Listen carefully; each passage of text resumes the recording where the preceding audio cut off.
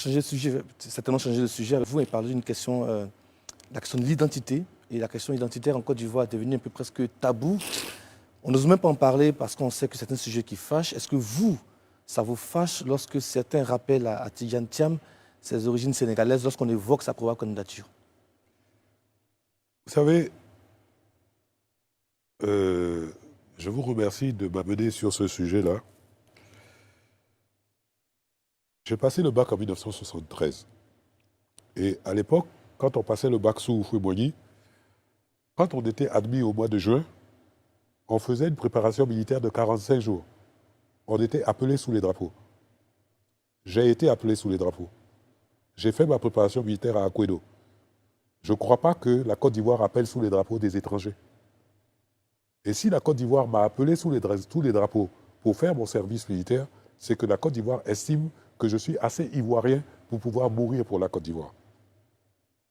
Donc je ne peux pas être assez ivoirien pour mourir pour la Côte d'Ivoire et ne pas être assez ivoirien pour vivre pour la Côte d'Ivoire. Ça vous fâche donc? Non, pas du tout. J'essaie de m'expliquer. C'est ma façon de parler.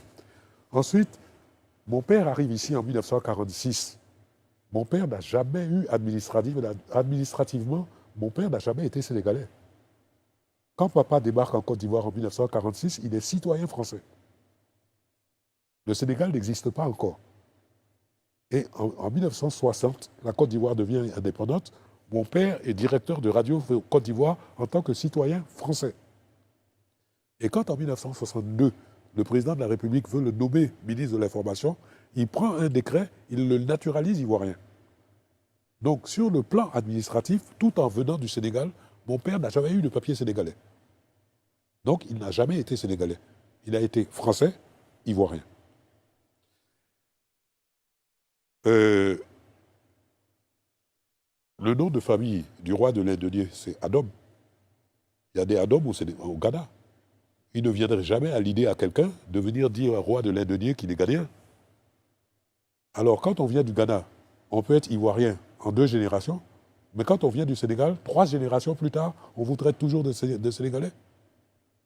Pour moi, c'est un départ qui est derrière moi.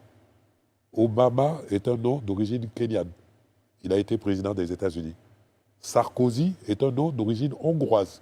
Il a été président de la France. Édouard Balladur est un nom d'origine arménienne. Son vrai nom, c'est Baladurien. Il a été Premier ministre de France. Thiam est un nom akoué. Je suis ivoirien.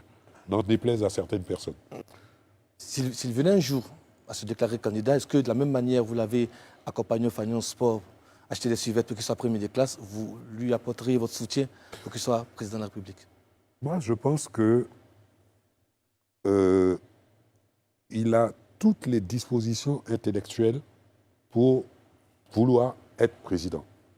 Pour vouloir? Oui, mais il lui manque maintenant à se créer une stature politique locale. N'oublions pas que 70% de la population de la Côte d'Ivoire a moins de 25 ans. Et Tidjane quitte la Côte d'Ivoire en 1999. Ceux qui constituent 70% de la population aujourd'hui, en 1999, ils avaient 5 ans. Donc ils ne connaissent pas Tidjane Thiam. Il faut qu'il rentre au pays. Il faut qu'il se fasse connaître. Il faut qu'il se fasse apprécier. C'est ce que s'appelle acquérir une stature politique nationale. Et à ce moment-là, tous les espoirs seront permis.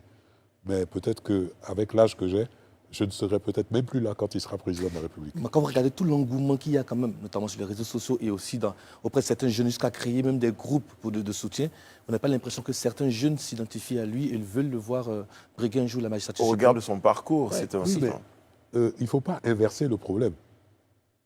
L'envie doit venir de lui. Et la formule consacrée, c'est « il doit y penser tous les matins en se rasant ».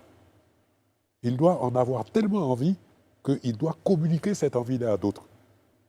Mais ce n'est pas les clubs de soutien qui vont aller le décider à venir se présenter.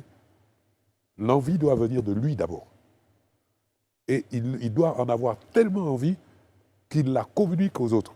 Et les autres le soutiennent pour l'amener où il veut arriver. Mais ça, vous lui direz si jamais il se présente comme candidat? À ce niveau-là, nous avons déjà échangé, lui et moi, là-dessus. Qu'est-ce qu'il a dit? Il m'a dit qu'il me remerciait de mes précieux conseils. C'est exactement la phrase qu'il m'a dite. Qu'il me remerciait de mes précieux conseils. il faut... vous savez, vous parlez des réseaux sociaux. Mais êtes-vous sûr que si vous prenez votre voiture et que vous faites 100 km et que vous arrêtez, le premier kidnap, Tidiane Jam, il va vous demander, mais c'est qui? Il ne le connaît pas. On fera l'expérience. Pardon? On fera l'expérience. Essayez. Moi, un jour, j'allais à Oubé, je me suis perdu. Et j'étais avec mon épouse. Et je lui ai dit, moi, je ne suis jamais venu par ici. Et on a vu un paysan. Et le chauffeur s'est arrêté, j'ai baissé ma vitre. Je dis, monsieur, il dit, bonjour, gouverneur. Je dis, mais comment vous me connaissez? Ah, je vous ai vu à la télévision. C'est pour vous dire, il peut avoir des ambitions, il peut vouloir être président de la Côte d'Ivoire. Mais c'est ici que ça se passe. Ce n'est pas à Paris, ce n'est pas au bord du lac Léman, ce n'est pas à New York, c'est ici. Il faut qu'il rentre, il faut qu'il vienne, il faut qu'il se fasse connaître, il faut qu'il se fasse voir, il faut qu'il se fasse apprécier. Et à ce moment-là, tous les avenirs lui sont promis.